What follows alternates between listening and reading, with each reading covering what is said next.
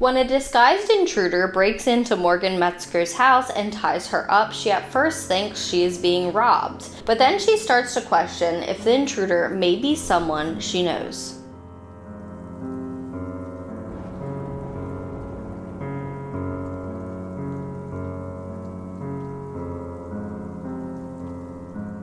Good afternoon, everyone, and welcome back to my channel and Killer Concepts, the place where we talk about all things true crime. My name is Peyton. Before we get started, please make sure to hit that red subscribe button down below and turn on your post notifications so you do not miss any future content. An extra trigger warning, we will be talking about a case of domestic violence today. This is a very severe case of domestic violence, and there may be a picture or two that you may find disturbing, so please proceed with caution. Also, if you or anyone you know may be suffering from domestic violence, please call the domestic violence hotline at the number on the screen or visit their website. Their website does have a quick exit button, so you can quickly get off if you need to. I also have the domestic violence hotline as well as many other hotline numbers down below in my description box. Today we are talking about a woman named Morgan Metzer. If her name sounds familiar, it is probably because Lifetime recently came out with a new movie called Gaslit by My Husband, starring country singer and One Tree Hill's actress Jana Kramer, that is about Metzer's life. Metzer was involved in a traumatizing relationship and marriage that lasted years, and it will all come to a head when she would finally try and leave her abuser. We all know this is the most dangerous time for a domestic violence victim, so this unfortunately does not come as a surprise. For this video, we will start by talking about how Morgan Metzer met her attacker and the events leading up to the incident. I have a lot of different sources for this video, including a 45-minute video from Evil Lives Here, so I most likely won't be citing all of them out loud. As always, all of my sources are down below in the description box. So Morgan Metzer would meet her future husband, Rodney Metzer, when she was only 16 years old in high school. They were high school sweethearts. The two would stay together through high school, and after they graduated, they would move in together. They lived in Canton, Georgia. So after 18 months of living together, they would get engaged, and then the two would finally marry when Morgan was 21. In the interview Morgan did in Evil Lives Here, she said that her father was never really a fan of Rodney, but she didn't really think anything of it. She thought he was just overreacting because she was so in love with him, but her father's bad feelings would end up being justified. For a while, everything seemed pretty good and everything seemed to be going pretty well and was perfect in their relationship, but Rodney would start showing signs that Morgan has said she was too enamored with him to really see were actually warning signs and red flags. So the first real red flag started when Rodney would start day trading. Rodney was from a fairly wealthy family and he inherited a sizable stock account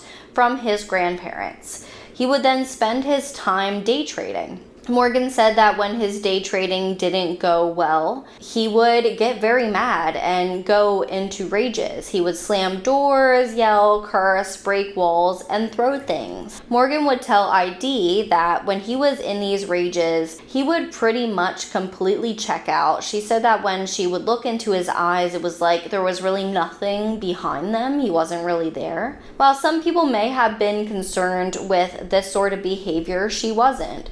She would look past it because she said his parents did a lot of yelling, so it was probably something normal for him. Unfortunately, when the two would have children, things would start to get worse. Rodney's rages would get really bad. Morgan reports that he made it seem like everything involving the kids really inconvenienced him. She said that they weren't allowed to play with glitter, slime, and if they ever spilled anything, they got yelled at for it. He just had zero tolerance for any kind of messes and other things that children have a tendency to do. So now that the kids were around, it seemed like Rodney's rages would only be worse. So what would Morgan do to get the kids away from these outbursts? She would take the children and they would hide in the children's closet. Morgan would lock the door to keep out her own husband. At this point, she said that she still wasn't scared of him and she didn't think he would ever physically hurt her or their children. But he would stand outside of the door and bang on it. Sometimes this could last up to 2 hours or more that they would be in this closet, locked in there. She would just wait until he finally walked away and cooled down. It really just depended on how upset he was for how long it was going to last. Morgan would make a game out of it for the children, and she would put headphones on them to drown out the upset ranting of their father. So over time, the closet technique would stop working. Due to how mad he would get and how frequent this kind of behavior would be, Morgan would just start taking her kids away from the situation completely and taking them to her parents' house. One night while Morgan was putting them into the car to take them over to their grandparents, Rodney would come up behind her, and when she would turn around, there would be a gun in his hand. She said it was just down by his side, and she just stared at him. She was scared, frozen in shock. Rodney would then lift the gun up and point it to his head. Morgan said she remembers just squeezing her eyes shut, terrified, but when she didn't hear the gun go off, she eventually would open them back up, and Rodney would just lower the gun and walk away. These are the kinds of things that Rodney would do to try and keep control of Morgan and what she was doing. Each time she would do something against what he wanted or what he thought she should be doing, he would do something to try and take control back, no matter how crazy that was. He would do anything to manipulate her into staying around and not taking their kids. Once again, she would tolerate this behavior. She just thought this was how their relationship was. However, it would all get really concerning when he decided to try and use the children against her. Morgan wasn't fine with everything going on, but she could deal with the situation when the children weren't brought into it. And for a while, they were kept out of all of the arguments. That is until one day Rodney was in a rage again, and she says she decided to take the kids to her parents' house. According to Morgan, he would follow her up the stairs, arguing with her, saying that she can't take his kids from him. The kids were also at the top of the stairs, and it seems like he saw an opportunity in that instance. She says she recalls him making himself fall down the stairs. When he got to the bottom, he would say to their 2 young kids, "Did you see mommy pushed me? Your mom pushed me." The kids would obviously be upset because they see that their father is hurt and is lying at the bottom of the stairs. This is one of the worst kinds of mental abuse and manipulation, if you ask me. I don't think children should ever be brought into these kinds of situations, and weaponizing them against your significant other is even worse. If you do this, you need to take a hard look at yourself in the mirror, because this is only detrimental to them in the future. So at this point, the marriage between Morgan and Rodney Metzer was really starting to unravel and crumble. She was getting sick of it. They had been together many years. By the time they finally divorced, they were together for 10 years. That is a long time to deal with this kind of behavior. I'm not sure if you remember a little bit ago when I said Morgan said that she was never really concerned about her husband hitting her or their children. But this would all change really close to the end of their relationship. The couple would attend a birthday party for their one friend, and it was a kid-free weekend. Morgan said that she was looking forward to spending some one-on-one time with her husband. The party would take place on a rented boat. Adults were having a good time, drinking, and just having fun. At one point, Morgan would decide to head back to her and Rodney's room to get some rest, and he would follow her back there. But he wasn't following her back to make love to his wife or to also get some rest. He was following her there to yell at her. Behind the closed door, Rodney would start berating Morgan, telling her that she had been embarrassing him in front of his friends, when Morgan would respond to him, telling him that she was going to bed bed, he began repeatedly punching her in the face. Morgan said that when he finally stopped, she saw blood everywhere. He had given her a bloody nose. She was stunned and dazed. Never had she thought her husband would physically abuse her like this. Rodney would end up doing what Rodney would always do. He would start manipulating and gaslighting his wife. If you do not know what gaslighting is, Oxford Languages defines it as, quote, manipulate someone using psychological methods into questioning their own sanity or powers of reasoning, end quote. So basically, Rodney would start blaming the whole situation on Morgan. He would tell her that she had drunkenly attacked him and he had to do what he had to do to get her to stop. He would just convince her that everything that happened really was her fault. When Morgan saw her friends the next morning, they didn't believe the story or think what happened was right. They became pretty concerned for her. From this point on, the relationship would continue to be violent, and sadly, marital rape would become a constant occurring thing as well. Rodney wouldn't take no for an answer, and when Morgan would get upset about him forcing himself on her, he would just tell her that she wanted it. So these incidents would end up being the final straw for their marriage, and Morgan would file for divorce. Rodney didn't want to give her the divorce, and one time she was at her parents' home. He would even sit outside of their house and call her until he finally would leave. She had to have the police come out and talk to him, and all he did is remove himself from in front of their home and sat somewhere else until he finally gave up. So he would eventually accept the divorce, basically telling her that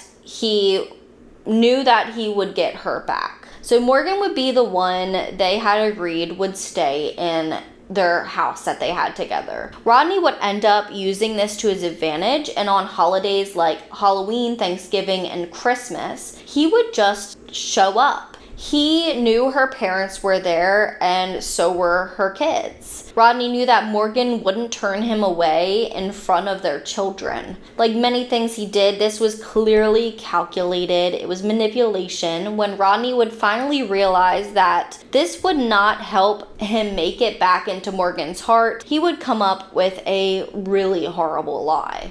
So he would tell Morgan that he had found out he had cancer, and he would basically come to her because he needed emotional support. With this new news, she would give in and she would let him sleep on her couch. Unfortunately, this allowed access to Morgan's home's alarm system, which she specifically reset to keep him out, but he would tamper with it, and this would become important later. So as he stayed at her home, he would continue bugging her to go on dates with him and to give him another chance, and she would keep turning him down. Like I said, he was the reason their marriage crumbled, and she just didn't believe that he was going to change the way he said he would. He would end up getting mad, and he would finally leave her home. So at the end of 2020, December 31st, New Year's Eve, about a month after the divorce was finalized, Rodney's worst plan was acted out. So Rodney would text Morgan and ask her if she would let him take her out for New Year's Eve and if they could go on a date. She told him no, and that she was actually going to stay at her parents' house for the night. Morgan lied. She stayed at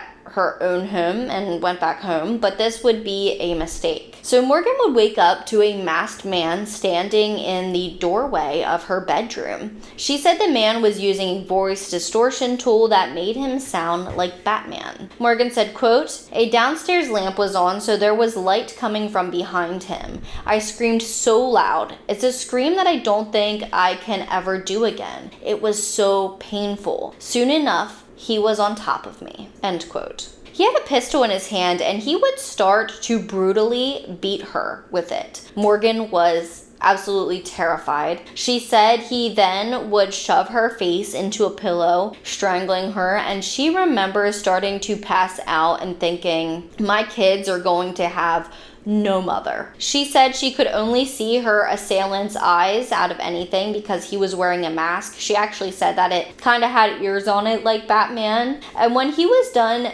beating her up, he would zip tie her hands behind her back and then assault her. At first, Morgan had no idea who was attacking her, but she said this would all change when her assailant would start talking about how much she would miss her husband and family. This is when she started to believe her attacker was her now ex-husband, Rodney Metzer. The man would then take her outside and leave her on her deck with a pillowcase over her head and would tell her not to move until she heard his car horn honking. He would then leave. He had also stolen her phone. Morgan said she tried really hard to stay awake as she had taken many blows to the head, and around 1:40 a.m., someone would come up to the house. It would be Rodney Metzer. He claimed that someone had knocked on his house window, saying that someone had broken into Morgan's house. Not very believable. Trust me, I know, it just doesn't make sense. Morgan told the U.S. Sun, quote,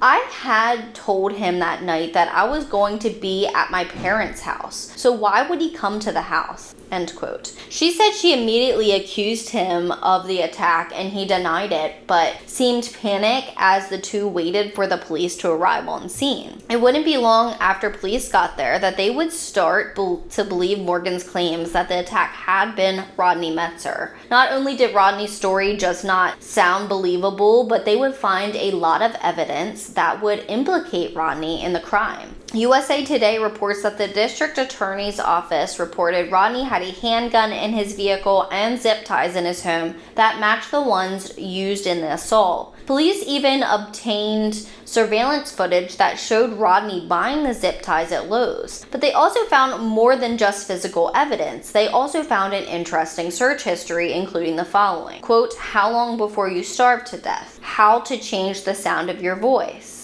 And how long it takes to choke someone unconscious." End quote. Authorities believe that Rodney Metzer's ultimate plan was to kill Morgan and then kill himself, but he couldn't go through with this. This is when he would leave the scene of the crime and try and come back and appear as the hero and the man who would rescue her. When these things happen, it makes me sad. Obviously, there was mental disturbance there, but now the couple's 9-year-old twins don't have a father because he just couldn't accept the fact that his wife wanted a divorce from him. Not only that, but the trauma that he caused Morgan. So what happened to Rodney Metzer? Rodney was arrested for the attack on Morgan Metzer. On August 4th, 2021, Rodney Metzer pled guilty to 14 charges in relation to the attack, which would include kidnapping, sexual battery, and aggravated assault. This case has one of the best prison sentences I have seen in a case of domestic violence, with Rodney being sentenced to 70 years in prison. Now, 25 of the years are to be spent in confinement, and the remaining 45 years will be on probation. I am assuming his sentencing is as good as it is due to all the evidence as well as the kidnapping charge. There just is so many incidences where these cases do not get good enough charges. These perpetrators just get a slap on the wrist. I did a video about it previously about a man who he literally crippled somebody. She's on disability for the rest of her life, and he did no time. So I'm happy that isn't the case here. Morgan said that not only was her relationship with Rodney traumatic, but that the attack has left an impression on her. Quote, "The first few months I didn't sleep at all, period. I would sit in the corner of my son's room and just stare at the doorway." End quote. Not only this, but Morgan has said she still goes to a closet when she needs time to think or she is feeling stressed. She knows it isn't a healthy way to cope, but after her marriage with Rodney, this is just how she learned to deal with things. I hope Morgan realizes like how important it is for her to share her story and how much she is helping other survivors by sharing her story. You know, we can learn so much from these cases, as I always stress. Morgan is an incredibly strong woman and seems from all accounts to be a great mother. I hope she continues to spread the word and talk about her experiences. Like I said in the beginning, if you're anyone you know may be suffering from domestic violence, please call the domestic violence hotline on the screen. I also have it listed down below with many other important hotlines. So with that being said, that is the true story behind Lifetime's Gaslit by my husband, the story of Morgan Metzer and Rodney Metzer. And that is all I have for you today. If you have not done so, please make sure to hit that red subscribe button down below and turn on your post notifications so you do not miss any future content. Should you have any case suggestions, please send them to killerconceptsvlog@gmail.com or comment them down below. You can also follow me on social. All of my handles are down below in the description box, as well as all of my sources for today's video. Before you go, just remember that the world's most dangerous minds hide in the most unlikely places. Stay safe.